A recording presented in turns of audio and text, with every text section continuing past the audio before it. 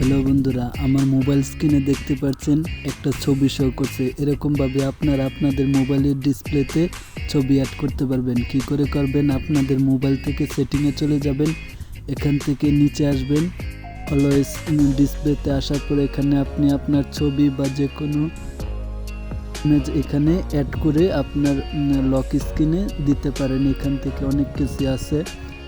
আপনি সারাদিন মোবাইলে কী চালান এবং কোন অ্যাপসে কত সময় দেন সেটা দেখবেন কিভাবে।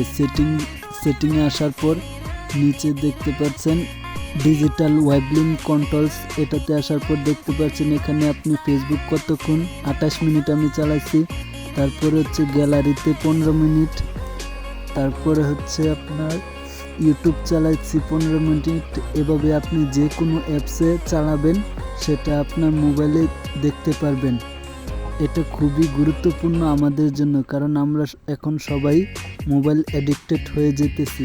আমরা সকলেই ছবি ভিডিও আনার জন্য শেয়ার ইউজ করি, কিন্তু আজকে আমি নিয়ার বাই শেয়ার দিয়ে কিভাবে ভিডিও আনা নেওয়া করা যায় সেটা দেখাবো।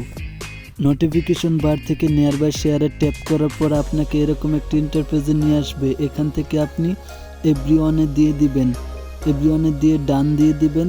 তারপর যে মোবাইল থেকে আপনি ফটো ভিডিও বা ফাইল শেয়ার করতে চাচ্ছেন সেই মোবাইলে আসবেন। সেখান থেকে ভিডিওটা সিলেক্ট করার পর এখানে দেখতে পাচ্ছেন নিয়ার বাই শেয়ার নিচে আসছে।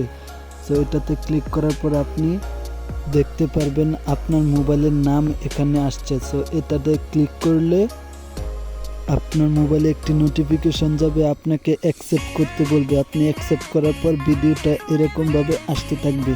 এটা খুবই ইজি, আপনি চেষ্টা করে দেখতে পারেন। আর ভিডিওটি কেমন লাগলো নিচে কমেন্টে জানাবেন। ভিডিওটি ভালো লাগলে চ্যানেলটি সাবস্ক্রাইব করবেন পরবর্তীতে এমনই ভিডিও দেখার জন্য।